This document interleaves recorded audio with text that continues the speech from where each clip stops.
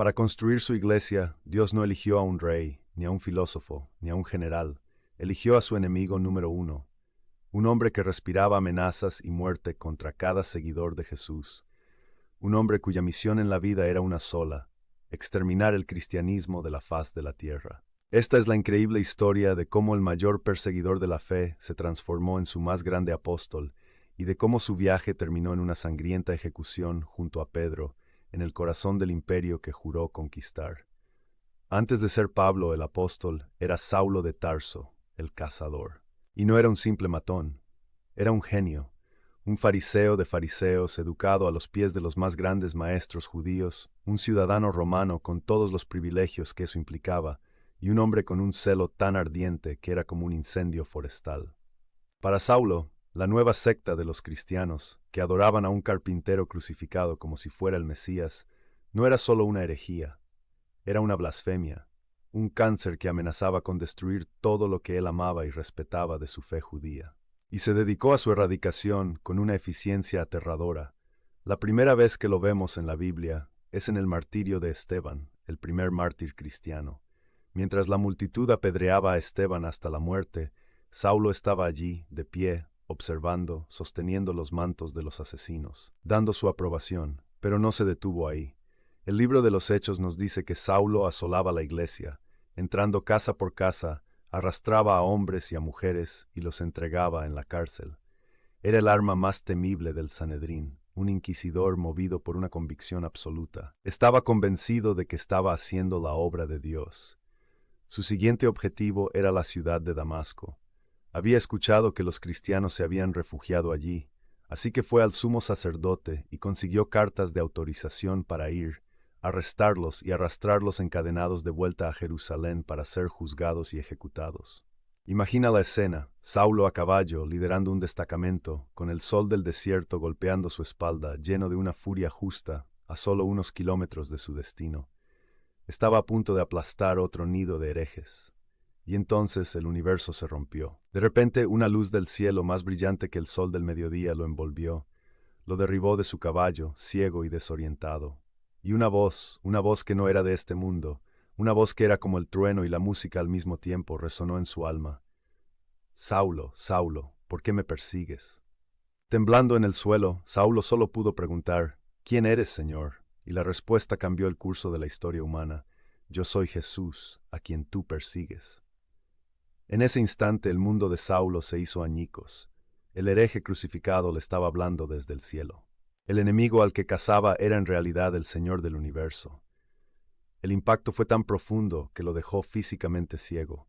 Sus hombres, que oyeron el sonido pero no entendieron, lo levantaron y lo llevaron, temblando y ciego, a la ciudad de Damasco. Durante 3 días, Saulo permaneció en la oscuridad, sin comer ni beber. Con su universo entero derrumbado, los cimientos de su vida se habían pulverizado. Mientras tanto, en Damasco, un humilde cristiano llamado Ananías tuvo una visión. Dios le dijo que fuera a una casa específica y buscara a un hombre llamado Saulo de Tarso. La reacción de Ananías fue de puro terror. Señor, respondió, he oído de muchos acerca de este hombre, cuántos males ha hecho a tus santos en Jerusalén, y aquí tiene autoridad para prender a todos los que invocan tu nombre. Ananías sabía que ir a ver a Saulo era como meter la cabeza en la boca de un león. Pero Dios insistió, diciéndole que Saulo era su instrumento escogido para llevar su nombre a los gentiles, a los reyes y a los hijos de Israel. Ananías, en un acto de fe increíble, obedeció. Encontró a Saulo, ciego y roto. Puso sus manos sobre él y en ese momento, algo como escamas cayó de los ojos de Saulo. Y pudo ver de nuevo, fue bautizado, y Saulo el cazador murió, y de sus cenizas nació Pablo el apóstol. Pero su nuevo camino no fue fácil. Los cristianos de Damasco desconfiaban de él, pensando que era una trampa, y sus antiguos aliados, los líderes judíos, ahora lo veían como el peor de los traidores y conspiraron para matarlo. Tuvo que escapar de Damasco de noche, descolgado por la muralla de la ciudad en una canasta. El gran cazador ahora era el cazado. Era un hombre sin tribu, odiado por su antiguo mundo y temido por el nuevo. Pero el mismo celo que lo convirtió en un perseguidor, ahora lo convirtió en el misionero más imparable que el mundo haya visto jamás. Durante los siguientes 30 años, Pablo viajó miles y miles de kilómetros a través del Imperio Romano. En 3 viajes misioneros épicos se enfrentó a motines, naufragios, fue apedreado y dado por muerto, golpeado con varas, encarcelado y sufrió hambre y sed. Y en cada ciudad, en cada pueblo, plantó una iglesia, dejando tras de sí comunidades de creyentes. Fue él quien tomó el mensaje de Jesús, que muchos consideraban solo para los judíos, y lo llevó al resto del mundo, a los gentiles. Su viaje final comenzó donde empezó su persecución, en Jerusalén. Fue arrestado por los mismos líderes religiosos que una vez lo emplearon, acusado falsamente de profanar el templo. Pero Pablo tenía un as en la manga, era ciudadano romano, y como ciudadano tenía un derecho inalienable, apelar su caso directamente al emperador. «Apelo al César», declaró, y con esas palabras el plan de sus enemigos para silenciarlo se convirtió en el vehículo que lo llevaría a su destino soñado, Roma. El viaje a Roma fue una odisea. El barco en el que viajaba fue atrapado por una tormenta monstruosa durante 14 días. Mientras los marineros experimentados se daban por vencidos, Pablo, el prisionero, se convirtió en el líder, asegurándoles que un ángel le había garantizado que nadie moriría. El barco naufragó en la isla de Malta. Pero tal como Pablo había dicho, todos sobrevivieron. Allí fue mordido por una víbora venenosa y simplemente la sacudió en el fuego, sin sufrir ningún daño, para asombro de los nativos. Finalmente, llegó a Roma. Pasó 2 años bajo arresto domiciliario, encadenado a un guardia, pero libre para recibir visitas. Y convirtió su prisión en su púlpito más influyente, predicando a todos los que venían y escribiendo las cartas que se convertirían en libros de la Biblia. La tradición dice que fue liberado, pero no por mucho tiempo. En el año 64, un gran incendio devastó Roma. El emperador Nerón, un tirano paranoico, necesitaba un chivo expiatorio y culpó a los cristianos. Esto desató la primera y una de las más sádicas persecuciones imperiales. Y los 2 nombres más grandes del cristianismo, Pedro y Pablo, fueron atrapados en esa red de terror.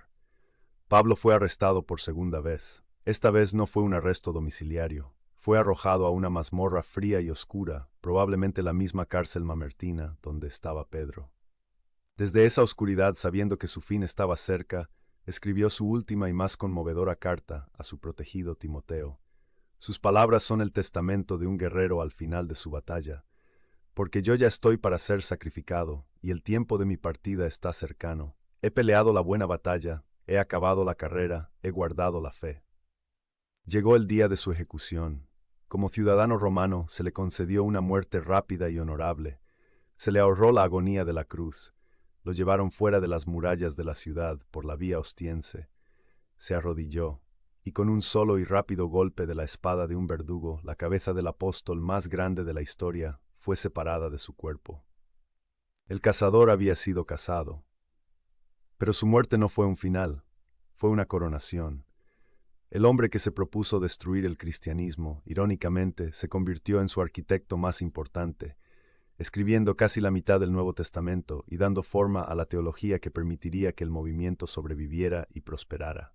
Su vida es la prueba definitiva de que nadie está más allá de la redención. El enemigo más grande de la fe se convirtió en su campeón, y su historia es un eco atronador de que el poder de la transformación es más fuerte que el poder de la espada.